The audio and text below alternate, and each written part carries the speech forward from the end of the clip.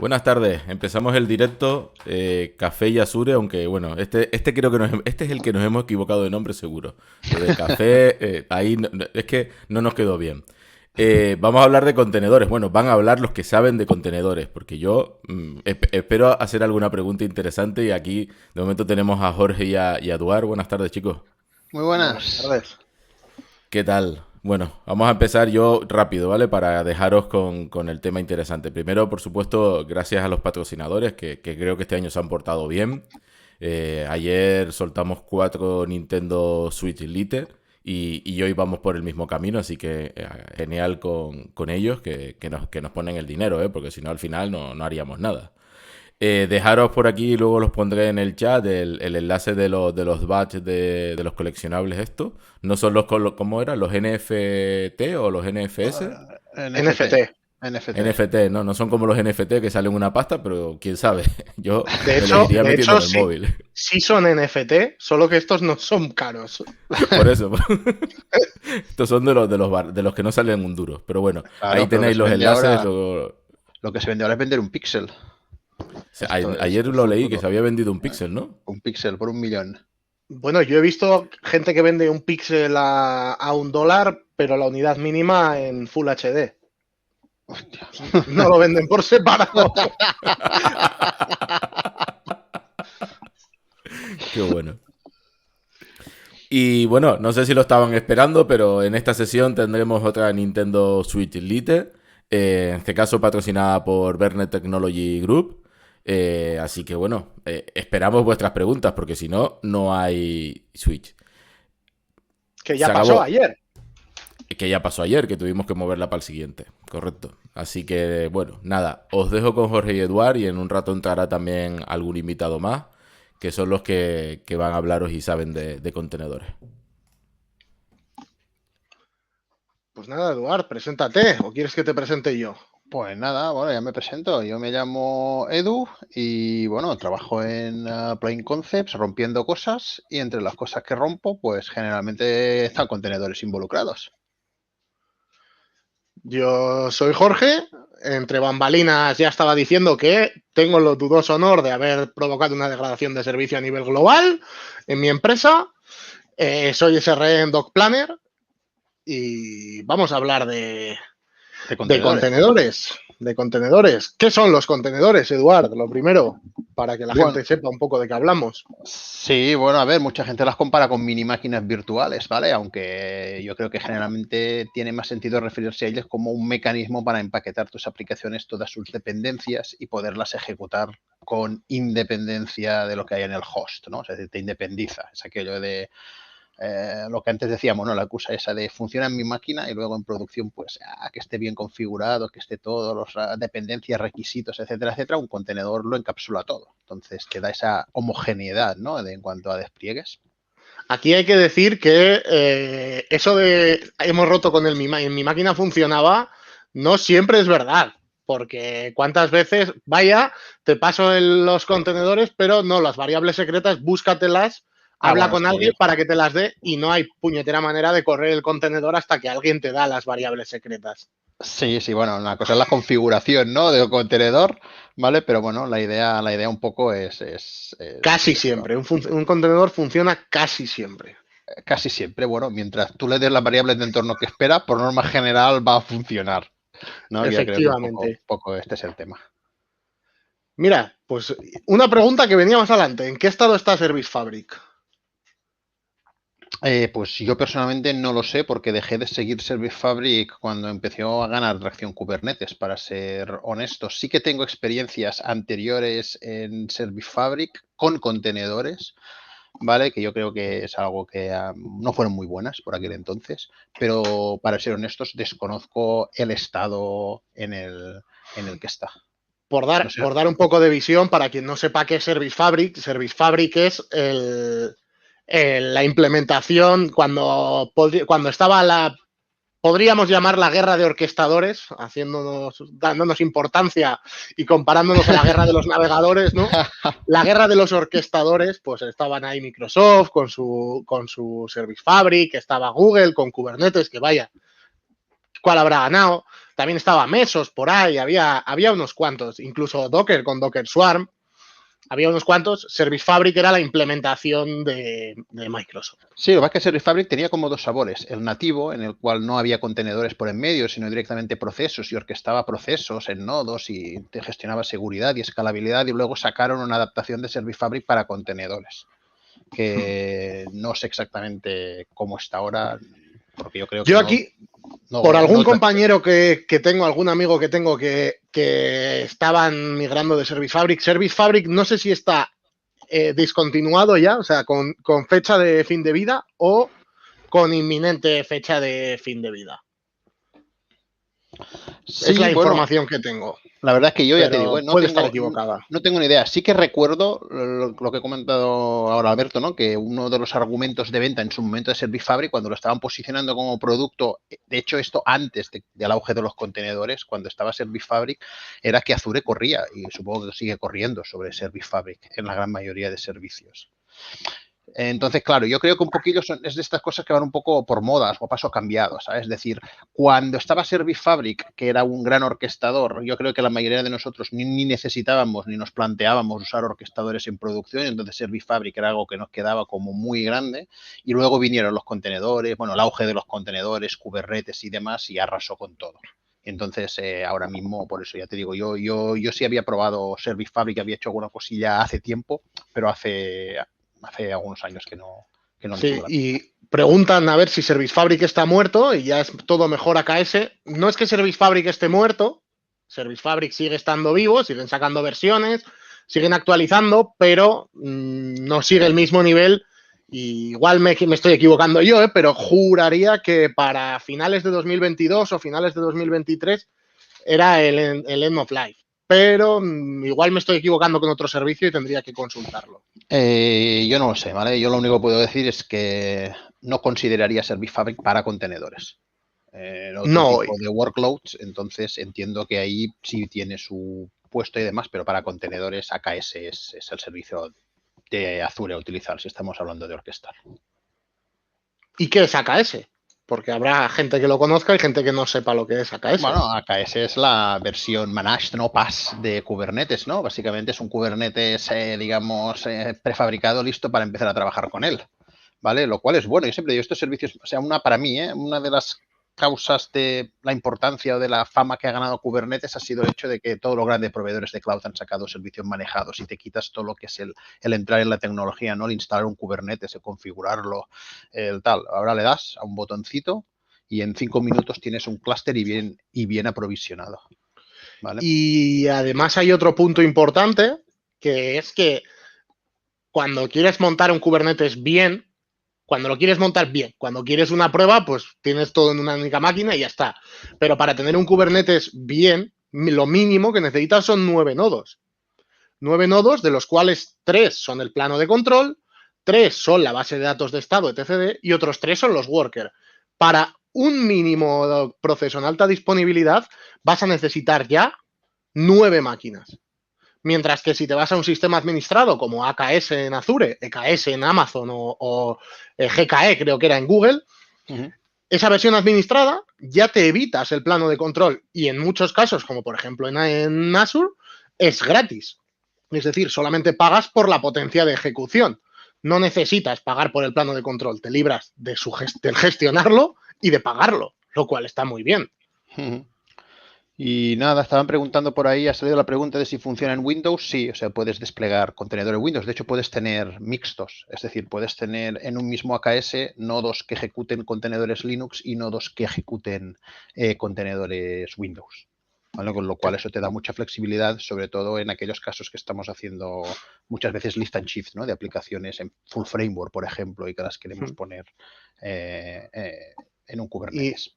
Por si no había quedado claro, había alguna duda, pueden coexistir a la vez. Es decir, no es o tengo contenedores Linux o tengo contenedores Windows.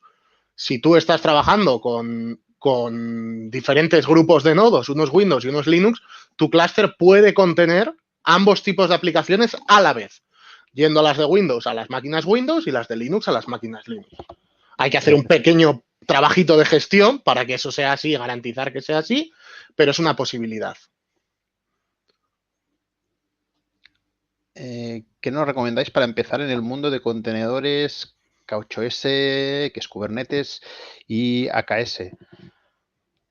Pues no sé, un poco complicado, ¿no? Yo puedo decir cómo empecé yo y a quién tengo que agradecerle mi conocimiento en Kubernetes. Pero claro, igual a alguien le molesta porque es hablar de vender el curso de Eduard. Pero yo, en mi caso, aprendí con un buen curso que escribió Eduard y luego, pues jugando. Al final hablo del curso de Eduard, pero vamos, o sea, que cualquier curso online, la documentación de kubernetes.io es muy buena, vídeos en YouTube, al final se trata de probar. Y una cosa que tiene muy buena Kubernetes es que no necesitas AKS para trabajar con Kubernetes. Hoy en día, Docker for Desktop trae Kubernetes. Es un flag que tú habilitas y dices, habilítame Kubernetes de Docker. Otra opción es Minikube. Minikube es una herramienta también súper chula, gratuita, para trabajar con Kubernetes. Es un Kubernetes de desarrollo, nada productivo, pero no necesitas un entorno productivo para desarrollar, para jugar y aprender. Porque Kubernetes lo que, en mi experiencia, tiene es que no hay una bala de plata. Hay que aprender, hay que conocer y entender cómo funciona. Hay que aprender practicando, ¿vale? Entonces, muchas gracias, Jorge, por mencionar mi curso, ¿vale? Que para la gente que preguntaba por ahí está en Campus MVP. Pero, por ejemplo, la gente de Microsoft tiene una documentación muy buena y hay incluso módulos de Learn. Hay un proyecto de open source de Microsoft en el cual pues, he tenido el gusto de participar también, que es Shop on Containers, que está en GitHub, y hay un módulo de Learn que está básicamente, que enseña paso a paso a desplegarlo en un Kubernetes, ¿vale? En un AKS en este caso. ¿Vale? Entonces, yo creo que son recursos buenos para hacer lo que dice Jorge, empezar a probar y a romper cosas, que es como se aprende. Para aplicaciones sencillas, mejor App Service, Azure Container o AKS. Ojo, bueno, porque ¿qué son aplicaciones sencillas? Definimos sencillas. Para mí, ¿vale? Esto también es muy tema, ¿vale? O sea, al final, si vas a poner un contenedor en producción o un par de contenedores, pues probablemente App Service sea lo más sencillo de utilizar, ¿vale? Es decir, te quitas toda la parte de manejo de lo que es un Kubernetes, ¿vale? Porque aunque AKS sea un Kubernetes, sigue siendo un Kubernetes con su curva de aprendizaje y su low level y todas las cosillas que trae Kubernetes por ahí. Entonces, App Service es súper sencillo. Tú le das a, básicamente, tengo ese contenedor, lo quiero ejecutar en producción y te hace cositas súper chulas, como pues gestión de HTTPS automática, en fin, multitud de cosillas que en un AKS, pues de algún modo u otro te toca hacer a ti. ¿Vale? ACI, que era el otro servicio que preguntaba, yo lo veo más para temas de DevTest, para probar rápidamente cómo se va a ejecutar un Kubernetes y demás, porque tiene ciertas limitaciones en cuanto para utilizarlo en producción, en cuanto a escalabilidad y de millas de esos. Yo matizaría a lo que va Eduard del qué es una aplicación sencilla y cuánto tiempo va a seguir siéndolo, porque eso es bastante... No es una aplicación sencillita, pero ¿por qué no me está aguantando 10.000 usuarios por minuto? Vaya, igual no es tan sencillita. Eso pasa lo de es una POC. ¿Quién no ha puesto una POC en producción, verdad? Nunca, nadie, jamás. Y al respecto de los ACIs, yo simplemente matizaría que una cosa que a mí me gusta mucho de AKS es que AKS puede escalar de manera muy rápida en ACI, que es como que te une los dos. Hablamos siempre de que AKS, pues bueno, hay que reservar sus máquinas, hay que poner, pero AKS puede escalar en ACI y eso para mí es una opción muy buena. Para yo, por trabajos puntuales. Eso que menciona Jorge son los nodos virtuales que llamamos en AKS, ¿vale? Realmente no, para mí, aunque realmente utiliza ACI por debajo, yo lo englobo dentro de AKS, porque al final necesitas tener un AKS y necesitas utilizar las primitivas de Kubernetes para poder manejar estos ACI. No es como un ACI que vas tú y le das ejecutar un nuevo contenedor en ACI, pero sí que es cierto que al final, bueno, es un poco la unión, ¿no? Lo que decimos, ¿no? Kubernetes puede llegar a ser serverless, quizá en un futuro completamente serverless, ¿no? Pero al final ACI no deja de ser una especie de serverless de Kubernetes serverless, en el sentido de que ya no tienes nodos, te despreocupas de los nodos, tus nodos son ACI. Bueno, dale tiempo a que el autopilot de Google funcione y tendremos algo parecido en Azure. Sí, correcto. Y tendremos ya funcionando todo en serverless de verdad. Y yo me iré al paro. Porque, claro, ¿para qué haremos falta los SREs? Si Google o Azure te ponen un autopilot y ya no hace falta nadie que haga parecer complejo Kubernetes, ¿verdad? Efectivamente. Esta pregunta es muy buena. ¿Se puede sustituir cualquier solución con máquinas virtuales por contenedores? ¿Siempre es mejor? A ver, técnicamente la respuesta a la primera pregunta es sí, la respuesta a la segunda es no tiene por qué. ¿Vale? O sea, a ver, máquinas virtuales y contenedores son cosas parecidas pero distintas. Sí que digo yo muchas veces que a veces nos entestamos a meter todo en Kubernetes y demás, que puede tener sus ventajas, no digo que a nivel de DevOps, operaciones, homogeneidad de despliegues, etcétera, pero si tienes que empezar a meterle constraints a Kubernetes para asegurar que un contenedor se ejecuta él solo en una sola máquina por temas de recursos, etcétera, pues oye, igual es mejor tener eso en una máquina virtual. Me refiero sobre todo a aplicaciones complejas de desplegar en Kubernetes, como pues, bueno, base de datos es el ejemplo canónico, ¿no? No es que no se pueda desplegar en Kubernetes, pero depende de cómo lo despliegas, pues a veces yo he visto despliegues donde hay un nodo reservado para la base de datos y este nodo solo va a ejecutar la base de datos y nada más. Donde, bueno, te lo puedes plantear, la verdad.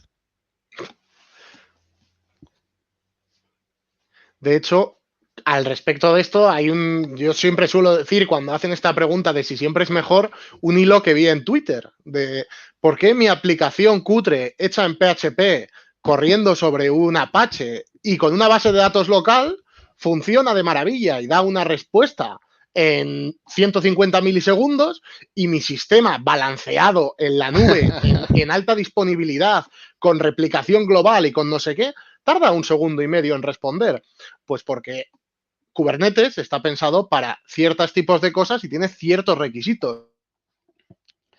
Sí, al final son más capas que vas metiendo, Jorge. Claro, es directo. Con Kubernetes has metido un montón de saltos que hay que procesar y hay que gestionar. ¿Es mejor? Depende. Parecemos gallegos. Ninguno somos gallegos, pero parecemos gallegos. Depende. Sí. Pero vamos, por más general, en mi opinión, si tienes pues la típica aplicación web que consulta una API y demás, ahí Kubernetes es un buen candidato, pero es como todo, o sea, no vayas a meter ahora tu web en Kubernetes porque aquí decimos, no, la puedes meter en Kubernetes, ¿sabes? Igual es matar moscas a cañonazos, entonces también tienes que dimensionar todo. Que no será el primer cliente que hemos visto con un Kubernetes para 2 aplicaciones. Exacto, ¿no? Y dices, a ver, estás utilizando ahí pues tu Kubernetes con todo lo que supone gestionar Kubernetes y demás, que por más manejado que esté, al final la infra la terminas viendo y ahí tienes todas las primitivas de Kubernetes que son bastante low level y demás, como para terminar desplegando una web, dices, pues igual no te aplica, ¿no? Yo creo que al final es como todo. También está como un poco de moda, ¿no? Ahora Kubernetes y contenedores y demás, entonces parece que todo el mundo quiere desplegar en Kubernetes. Efectivamente, eso desplegamos clústeres por encima de nuestras posibilidades muchas veces cuando ni siquiera containerizar sería necesario, porque un app service, por ejemplo, sin contenedores también va muy bien. Sí, dependerá de cada necesidad. Exacto, y para mí hay muchas aristas, ¿eh? O sea, eso deberíamos estudiarlo no solo desde el punto de vista técnico, sino también desde el punto de vista de DevOps, ¿no? De que, bueno, pues utilizar Kubernetes, una de las ventajas que tiene desde el punto de vista de DevOps es que te las unifica, porque, digamos, pasas a desplegar Kubernetes y da igual la carga de trabajo que despliegues, es un Kubernetes al final. Entonces, bueno, tiene ciertas ventajas operativas. Hay que poner en la balanza si esto te compensa, pues, todo lo demás a lo que Kubernetes te obliga. Efectivamente. Y preguntan si utilizamos SQL Server en contenedores. Pregunta David. Depende. Para fines... Sí, creo que va a ser la respuesta estrella. Voy a tuitear para un momento. Depende para todo. No, depende. Una base de datos SQL Server para desarrollar es maravilloso. Yo desde que descubrí Docker y los contenedores no me he vuelto a instalar una dependencia. Aquellas máquinas que había que formatear cada 6 meses porque tenías SQL Server, Postgre, MySQL, Mongo, no sé cuántas versiones de Visual Studio. Todo eso ahora ya no hace falta. Ponerlo en producción, es lo que comentaba Eduard. Nada impide poner una base de datos en Kubernetes. Containerizar una base de datos, nada lo impide. Hay soluciones muy buenas basadas en contenedores para Kubernetes y base de datos, pero requiere de trabajo extra porque al final los datos se guardan en un soporte físico. ¿De qué te vale tener 20 instancias si tienes un único acceso? Una base de datos no es un proceso que puedas replicar horizontalmente gratis, entendamos gratis, sin ningún tipo de esfuerzo. Requiere un esfuerzo extra. ¿Puede justificarse? Sí. ¿Puede funcionar bien? Sí, pero en el mundo del cloud, donde Azure te ofrece un servicio, Amazon otro, no sé qué otro, y sea el que sea, tienes una base de datos de la que no te preocupas, entra en juego hasta dónde te quieres meter y cuánto, que se hablaba ayer, por ejemplo, cuánto te ahorra el que el servicio, o sea un PaaS en vez de un IaaS. Yo, en mi opinión, por norma general, aunque depende mucho, como digo, no solo de esa parte técnica, sino de parte operativa también, pero por norma general, yo si puedo ir a PaaS en el tema de base de datos, prefiero ir a PaaS. Sí. O sea, si un SQL Azure me soluciona la papeleta, me funciona y es perfectamente utilizable, digamos, por el motivo que sea, ¿no? Pues yo prefiero ir 1000 veces con un SQL Azure antes que meter un SQL en Kubernetes. Porque no es sencillo, además, que no es una configuración fácil y sencilla y entonces para mí no compensa, pero vamos.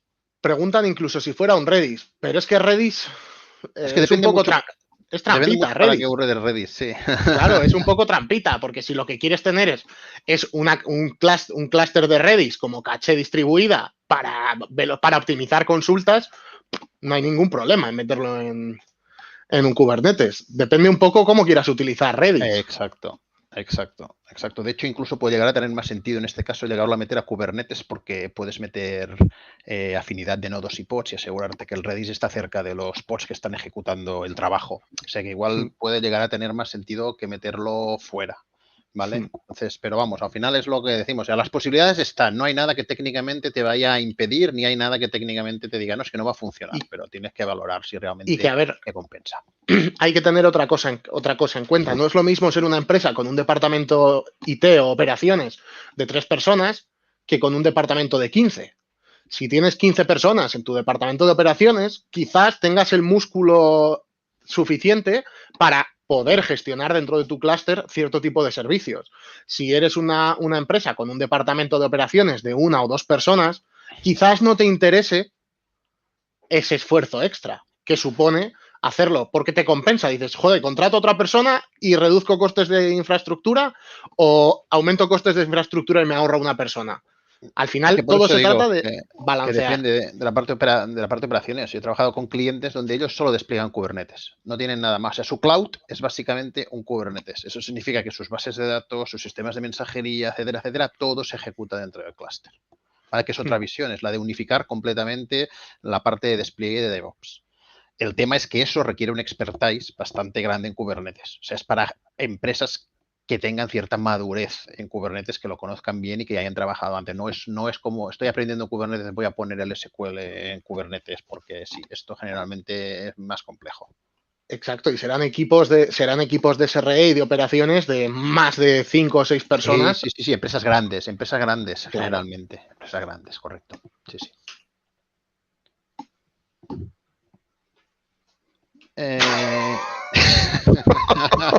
Depende.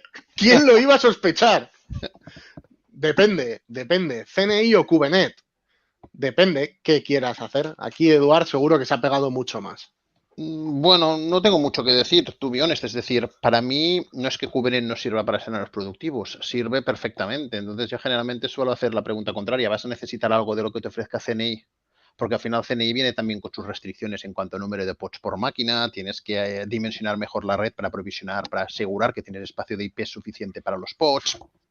O sea, hay una serie de restricciones que trae CNI que Kubernetes no tiene, ¿vale? Y eso viene pues, con las distintas ventajas que puedas tener en cuanto a soporte de determinadas network policies, en cuanto a soporte de que los pods puedan recibir, digamos, que alguien desde fuera del clúster pueda mandar información a un pod directamente. Hay ciertas necesidades que te pueden hacer necesario utilizar TNI. Sí, el tema más de, porque pregunta para entornos productivos muy grandes, para mí el tema más no tiene que ver con si quieres, si el tamaño, no tiene que ver con el tamaño de tu entorno productivo, tiene que ver con el tipo de trabajos que desarrollas y cómo lo quieres hacer, porque por ejemplo Azure CNI, realmente cada pod está corriendo dentro de la VNet. Es decir, si tú tienes un entorno enterprise totalmente privado, todo protegido detrás de una VNet, Azure CNI te va a facilitar mucho que tu clúster trabaje en consonancia con la VNet, porque tus pods corren en esa VNet, mientras que, por ejemplo, Kubernetes crea una red privada, imaginaria, abstracta, que está, pero bueno, crea una red aparte donde va a posicionar los pods. Por tanto, tu pod no va a tener una comunicación directa en red local con el SQL Server PaaS que tú has enganchado a tu red. Mientras que si fuera Azure CNI sí lo tendría, porque ese pod corre directamente dentro de esa red. ¿Es necesario? Depende. Muchas veces tu pod no necesita acceder a ese tipo de recursos y tampoco te interesa que nadie dentro de la red acceda al pod directamente, ojo, porque si a través de su load balancer o de su ingress controller podrás entrar. Depende un poco de cuáles sean tus requisitos y cuál sea lo que tú necesites, más que el tamaño en sí de la red. Porque, como bien decía Eduard, lleva unas cosas a tener en cuenta y unas cosas nada banales. Cada vez que tú creas un nuevo nodo con un plugin de red Azure CNI, automáticamente se van a reservar todas las IPs disponibles para el nodo. Es decir, si tú tienes configurado tu clúster con 100 pods por nodo, por ejemplo, automáticamente cuando se cree un nuevo nodo se van a reservar 100 IPs. Tienes que tenerlo en cuenta a la hora de diseñar tu layout de red y de repartir tus rangos. Y tiene un coste de diseño extra, de gestión extra. Sí. Bueno, al final pasa siempre, ¿no? Hablamos de contenedores y nos liamos con Kubernetes, ¿eh? Sí. A ver, vamos a saltar, porque por ahí preguntaba, a ver, voy a mirar aquí. Alguien preguntaba ACI versus Web App, creo que eso ya lo habíamos hablado. A ver si alguien de la maravillosa organización nos hace alguna pregunta, otra por ahí. Y si no, pues bueno, a ver, hablamos de Kubernetes, pero no son los únicos contenedores en Azure. Porque Azure, por ejemplo, soporta, si no me equivoco, OpenShift, ¿puede ser? Yo juraría que sí, Red Hat. No tengo mucha experiencia yo en OpenShift, pero creo que está incluso como servicio tal. O sea, OpenShift en Azure como servicio. ¿Vale? Entonces, para la gente que no conozca OpenShift, básicamente es un Kubernetes PaaS de verdad. O sea, en el sentido de que hay una capa por encima de Kubernetes que te lo abstrae y te lo convierte en un producto distinto, en este caso, que es OpenShift, ¿vale? Que tiene sus propias primitivas y es de más alto nivel, digamos, en este sentido. ¿Vale? A ver, que no se te oye casi, Mendible. Carlos. ¿Me oís? Ahora sí. Ah, vale. No, te hemos visto antes un momento en plan Taxi Driver. Has aparecido ahí. Hay un servicio que se llama Azure Red Hat OpenShift, Arrow, ¿vale? Y que básicamente te da las versiones de OpenShift desde la versión 4 para arriba, ¿vale? Y que, bueno, que puedes integrar con tu VNet y que puedes asegurar bastante parecido a lo que tendrías en AKS, pero bueno, el producto interno es completamente diferente completamente diferente no, es Kubernetes, digamos, con el sabor OpenShift. Aprovechando, Carlos, que tú conoces OpenShift, que has ido y lo conoces y demás, ¿en qué caso recomendarías OpenShift antes que un AKS? Mira, justamente he llegado tarde porque justamente estaba en una reunión con los dos productos, ¿vale? Y si nos ponemos a pensar los dos productos o a comparar los dos productos a día de hoy, pues son bastante parecidos, ¿vale? Pero si tú tienes un cliente que tiene una base instalada de OpenShift y que está muy acostumbrado a sacarle todas las bondades a OpenShift en cuanto incluso por ejemplo, a DevOps, ¿no? Y a toda la parte de desarrollo que ofrece, pues el movimiento natural sería llevarte ese mismo cliente a un aro en Azure en este caso, ¿vale? Pero si tienes un cliente que simplemente quiere empezar con contenedores y demás, pues realmente ya es un poco de qué es lo que quiere él, ¿no? Si quiere tener el soporte de micro y de Red Hat en conjunto, que es lo que te ofrece OpenShift, o bueno, si simplemente está en un estadio de aprender, pues te vas directamente a AKS, ¿no? Es un poco lo que hay a día de hoy. Pero a nivel de features, digamos, está ahora mismo bastante parejo lo que ofrece cada uno de los servicios, ¿no? Ya es cuestión de gustos. Vale, perfecto. ¿No? Empezó hace 2 años y medio y claro, el producto Aro en este caso está bastante maduro en este punto y AKS por supuesto también y bueno, ya comparativamente pues yo creo que depende un poco de los gustos y de las necesidades. Pregunta desde el desconocimiento. Bueno, no te has presentado, Carlos. Yo te voy a intentar presentar y espero no equivocarme. Aquí quien nos habla es Carlos Mendible, Cloud Solution Architect en Microsoft. Puede ser, me equivoco en el puesto, para la gente que no te conozca. Es correcto. Estoy estrenando estas semanas. Bien. Perfecto. Enhorabuena. Entonces, yo ahora voy a hacer una pregunta y voy a hacer la pregunta, pues porque tú sabes y yo no, y seguramente otra gente no sepa. Por ejemplo, AKS tiene un modelo. Dime. O sabe Eduard y tú y yo no. Bueno, yo seguro que no. Seguro que no. Y Eduard ha dicho que OpenShift no maneja. No, y OpenShift no. Por eso pregunto. Igual la respuesta se queda sin. O sea, la pregunta se queda sin respuesta. Pero AKS tiene una cosa muy chula, que es el modelo de add-ons. Que poco se habla, pero quien nos hemos pegado con desplegar Application Gateway Ingress Controller o ADPod Identity, poco se habla, pero los add-ons son maravillosos. ¿OpenShift te da ese sistema de ciertos paquetes ya preconfigurados?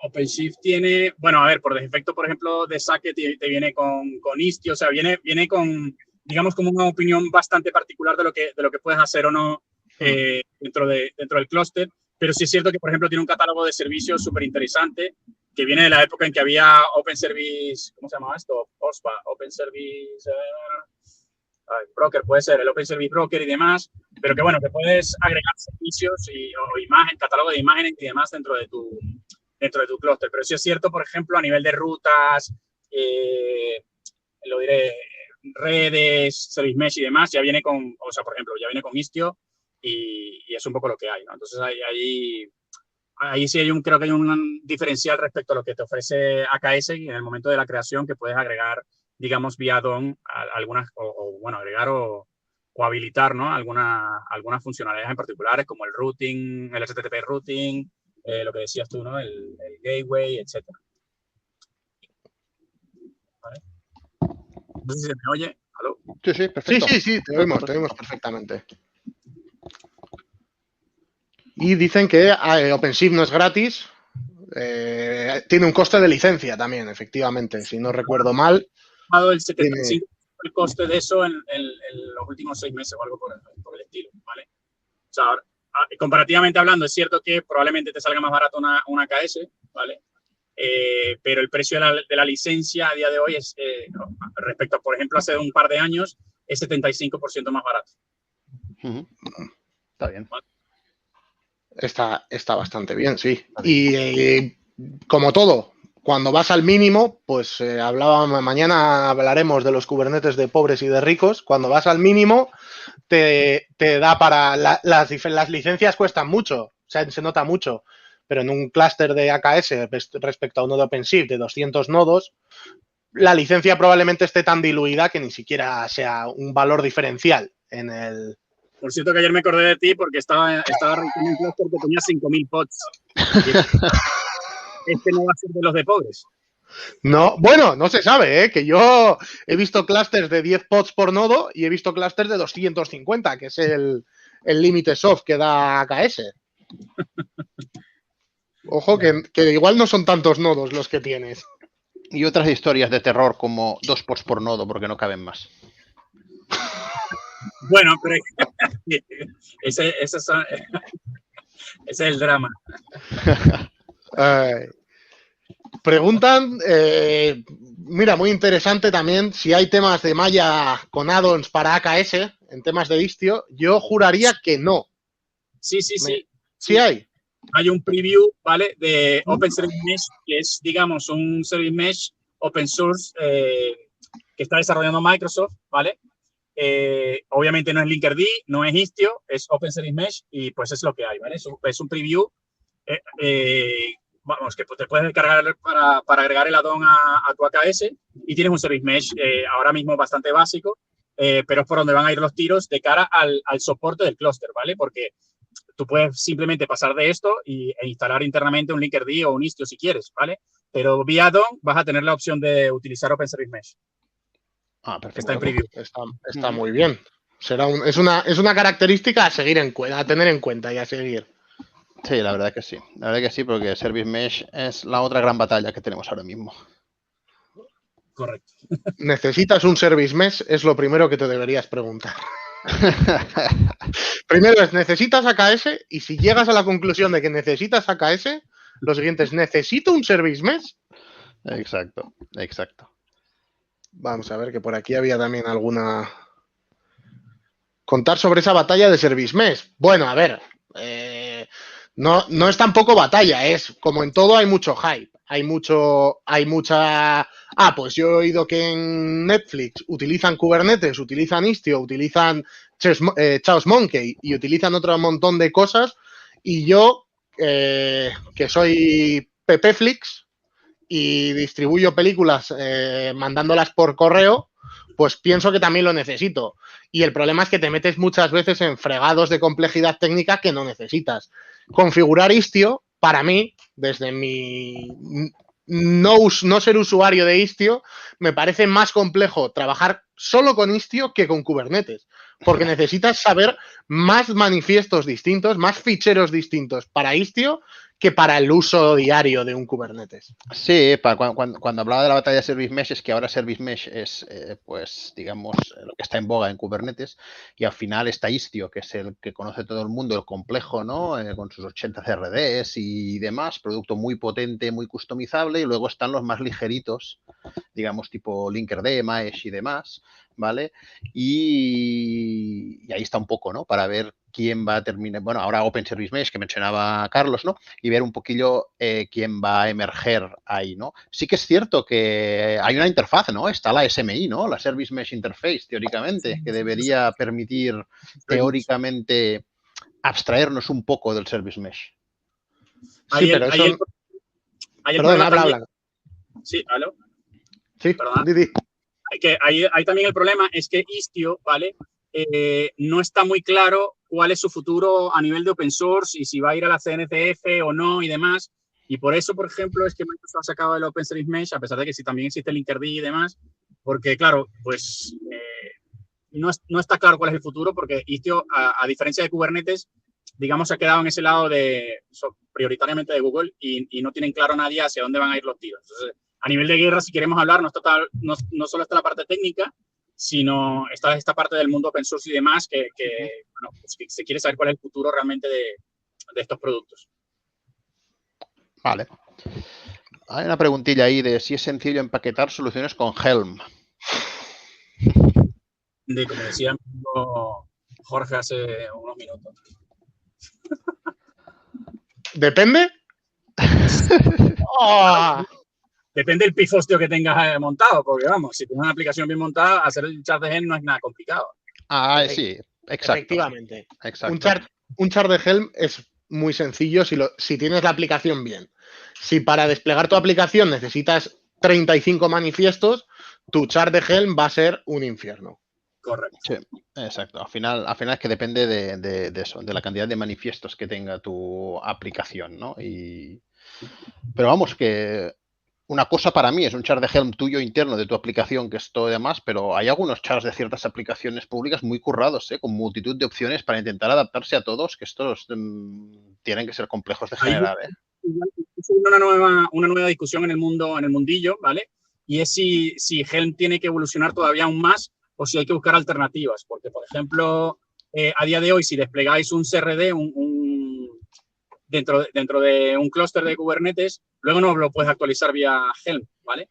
Y esto representa problemas con muchas aplicaciones que ya sabéis que son operadores y demás y que dependen de estos cursos de Resource Definition y que claro, que si lo actualizas, ¿cómo haces? ¿Sabes? Pues sí. Entonces, Helm es un poquito corto ahí y pues hay discusiones ya de hacia dónde tienen que ir los tiros también por ahí. Fíjate que Helm, a mí las dependencias con Helm, me da miedo que se acaben convirtiendo en un dependency hell como el que teníamos hace años con dependencias por todos los lados, porque cuando, como bien dices, no se actualizan los CRDs, son dependientes de la versión, muchas veces son dependientes de la versión de Kubernetes, y te encuentras con escenarios donde poder cuadrar todas las versiones de todos los charts que tienes desplegados se hace difícil. Sí, bastante. Yo en este punto creo que Helm tiene un problema de base. Entonces, no sé si la solución pasa por una nueva herramienta que nos dé soluciones modernas a las nuevas necesidades de despliegue o por actualizar Helm. No lo tengo nada claro. O sea, no sé si Helm con su modelo de plantillas y demás puede dar solución a todas esas nuevas necesidades que muchas veces dependemos de operadores y un poquillo todo eso, o necesitamos algún tipo de herramienta distinta. Bueno, como primer paso, poder actualizar los CRDs, darte un mecanismo para actualizar los CRDs, creo que quitaría mucho de los stoppers que te puedes encontrar en el día a día con Helm. Un mecanismo, no sé si soportarlo como un CRD mutation hook o no sé cómo encajarlo exactamente, en qué pieza encajarlo, pero un mecanismo para poder evolucionar los CRDs que tienes ya desplegados. CRD son, para quien no sepa, Custom Resource Definition, son extensiones que Kubernetes nos permite hacer, nos permite registrar y operar. Hostia, menudo elegante, joder. Ahí está, espérate, que ahora saca la metralleta. ¡Buah! ¿Cómo se nota, eh? Cloud Solution Architect, ¿cómo se nota? Ya te digo, ya se nota ahí, tío, ¿sabes? Coche, me aseguro que es un coche nuevo de la empresa que va solo. No, es el mío. Es el mío el que está destruido. Pero sí que con Helm podemos tener un problema. Mira, pregunta a Carlos Lande qué es Kubernetes. Joder. Subes en la escala y olvidas técnico, ¿eh? Joder, cuanto más manager, menos técnico. Ya, yo pasé por ahí en su momento. Yo te entiendo, Carlos. Ya lo debes haber olvidado hace cuestión de días, ¿no?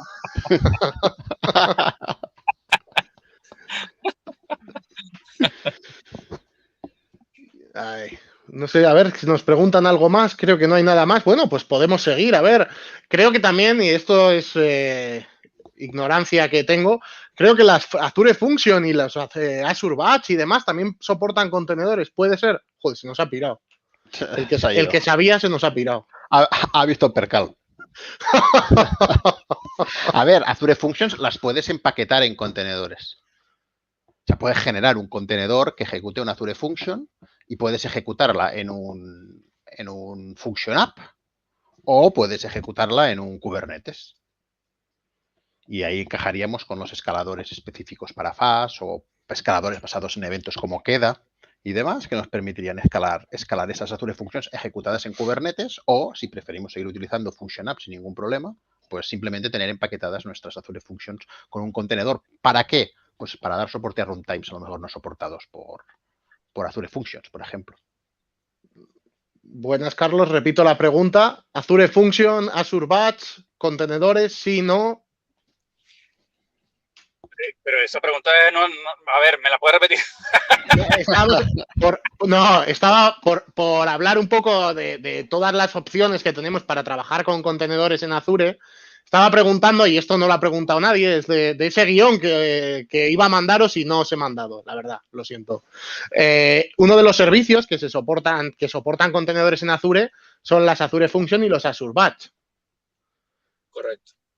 ¿Alguna recomendación sobre esto? ¿Algo que añadir? ¿O simplemente se queda ahí y volvemos a AKS, que es lo que se ve que nos gusta porque la cabra tira al monte? No, a ver, yo lo que siempre digo con el tema, o sea, con el soporte a contenedores, ¿vale? El soporte a contenedores está muy bien, siempre y puedes entrar ahí para functions o para lo que sea, siempre y cuando lo que quieras, por ejemplo, es homogeneizar procesos y demás, y estés en ese punto, ¿no? No te tienes que ver obligado al hype y demás hasta que tengas un grado de madurez en el cual te sientas cómodo con todo esto también, ¿no? Yo creo que es un poco menos de los servicios, pero un poco más de aclaratoria de cómo te debes mover en este mundillo de contenedores, Kubernetes y demás, que siempre podemos poner un poquito de advice, ¿no?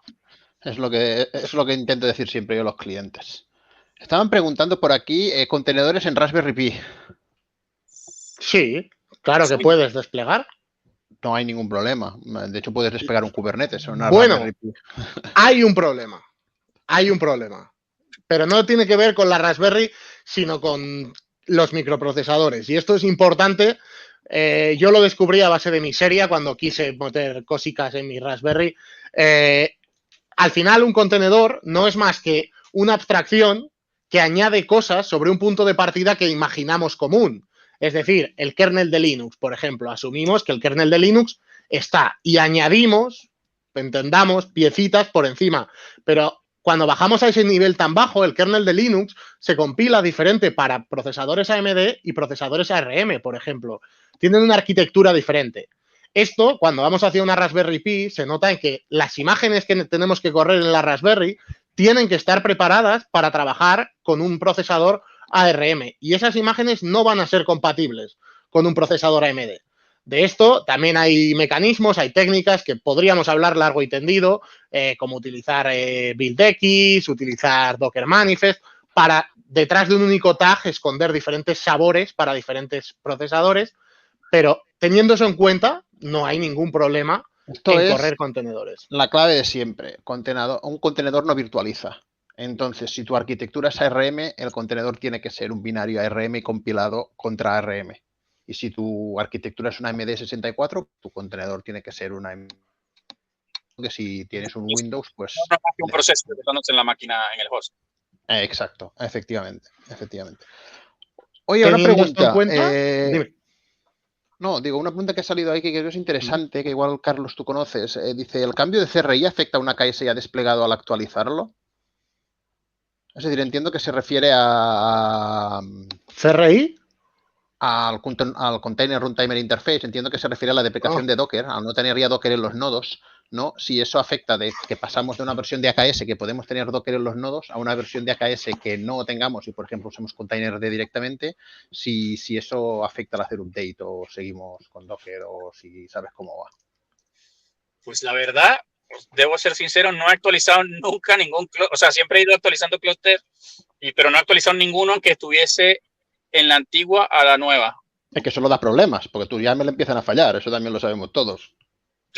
Bueno, sí, es YAML y que cambian la versión de la API y más, pero la verdad es que no he hecho ese upgrade, tendría que mirar, ¿vale? En principio no debe afectar, ¿vale? No debería afectar. Eso, yo creo que el cambio afecta mucho más a las personas que se montan con Kubernetes Vanilla y que lo tienen que operar, digamos, de cero, ¿sabes? En el caso de AKS probablemente no tenga ningún problema. Las personas que tienen un Kubernetes en el que realmente se va a ejecutar por debajo de un Docker Run o un pseudo Docker Run. No hace Docker Run, utiliza Docker Sim, pero los que van a necesitar Docker, en principio con AKS, se destruirá un nodo con Docker, se pondrá otro con Containerd y en principio no debería afectarnos. Yo, si me permitís, creo que, aparte que se ha acabado el tiempo, tendríais que mirar desde qué versión está el Containerd en AKS. Yo creo que es igual 1.19. Ya no puedes instalarte una versión, porque lleva ya muchísimas versiones antes, ¿eh? Sí, lleva. Pero creo que igual no te puedes instalar ningún AKS con la versión de Docker, con el contenedor de Docker. Sí, o sea, la verdad... Para hacer el update, digo, para que hagáis la prueba del update, igual es complicado. Igual ya es tarde, ¿no? Igual es tarde, sí. Esa es buena. Sí, porque, vamos, no sé qué fecha es, pero Docker, el AKS utiliza el nuevo runtime de contenedores desde hace un montón de versiones anteriores. Sí, lo que pasa es que creo que 1.19, si no estoy equivocado yo, puede ser la primera versión que ya no haya Docker en los nodos. Con lo cual, si haces escenarios de tipo Docker out Docker y demás para pues ejecutar Docker desde un contenedor, creo que puedes tener problemas. Pero lo que tú dices, Alberto, tenemos que verificarlo porque la verdad es que... Sí, habría que mirar qué versión es la última que está disponible de AKS y ver qué Docker runtime tiene. qué container runtime tiene. Yo Y, por os voy a favor, lanzar la última pregunta porque aquí hay varios preguntando por los contenedores de Windows. Que si lo habéis usado en producción es el primero. Sí, Y si es más fácil Yo no. desplegar. sí, los he usado en producción en escenarios del lift and shift, es decir, de aplicaciones full framework que por algún motivo u otro se quieren llevar a Kubernetes y suelen ser bastante más farragosos y costosos de desplegar, no por, en este caso, por el tema de contenedor Windows, que ha mejorado muchísimo en los últimos par de años, sino por temas propios inherentes a lo que es full framework y sus configuraciones y todas esas cosillas. Luego hay algún par de cosillas y demás, pero vamos, los he usado solo en este escenario. Es decir, en todo lo que es un desarrollo nuevo, yo prefiero utilizar contenedores Linux. Además, como estamos en Netcore ya, pues tampoco hay problema. 1,5 gigas de nada, dice Carlos. Bueno, ahora. eso no es nada. Eso 1,5 no es nada, gigas ahora. Ahora. Cuando sí, Windows Core pesaba 4,9 gigas, no eran contenedores de 1,5. Y 16.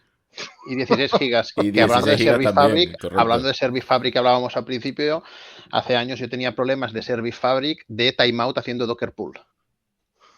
Service Fabric. O sea que, porque estábamos hablando de contenedores de estos, de 16 Y el container gigas de registry imagen, el container registry está en la máquina al lado, ¿no? o sea que... Igual incluso en la misma. En la misma. Pero vamos, sí que es cierto que en un par de años yo noto que han mejorado un montón los contenedores Windows. Muchísimo, para lo que eran, pero bueno, contenedores Windows son de ayer, como quien dice, en comparación con contenedores en general. Bueno, y ya chicos, nos han puesto los sponsors, así que ya nos callamos. estos son los créditos finales. Se nos ha acabado el tiempo y bueno, o sea, de las 4 que hemos hecho entre las 3 primeras de ayer y la de hoy ha sido la más interactiva. Gracias también a los asistentes por todas las preguntas que os han lanzado. Creo que os han hecho un favor con respecto al guión, a ver qué hablaba y si no habían preguntas. Bueno, no te fíes porque nos hemos juntado 3. Horas, o sea, sin parar horas puede estar. Puede estar Jorge, dice. Puede estar Jorge. Luego vamos a grabar con Bruno y a quien se oye es a Carlos, pero es Jorge el que puede estar horas, ¿eh? Ojo. Bueno, os vuelvo a recordar aquí los badges que nos ha pasado Microsoft, que tengáis por aquí los enlaces, los tendréis también en la grabación. Y tenemos que buscar un ganador. Y yo he estado aquí, pues bueno, apuntando y revisando preguntas. Y si sigue estando en el chat, creo que deberíamos de dársela a JRG Perona. Porque ha lanzado... Estaba entre 2 y 3 o 3 y él era uno de esos, así que sí, ha lanzado preguntas muy interesantes y ha estado muy bien, ¿eh? Pues mira, rápido ha levantado la mano, ¿eh? Está aquí. Perfecto. Muy bien. Nada, pues nada, tienes un café, ¿no? En esta sesión regalábamos un café, ¿no? Era un café, sí, porque la Nintendo Switch me la quedaba yo. Bueno, JRG Perona, mándanos un mail a la cuenta de soporte @globalasure.es y ya nos ponemos en contacto contigo para que te demos la Nintendo Switch que está patrocinada por Bernet Technology Group. Carlos, Eduard, Jorge, un grandísimo placer. Muchísimas gracias. Gracias, chicos, por venir. El placer ha sido mío. Gracias por invitarme. Gracias, chicos. Un abrazo. Nos vemos en unos minutos en la siguiente sesión. Hasta luego. Perfecto. Chao. Hasta luego.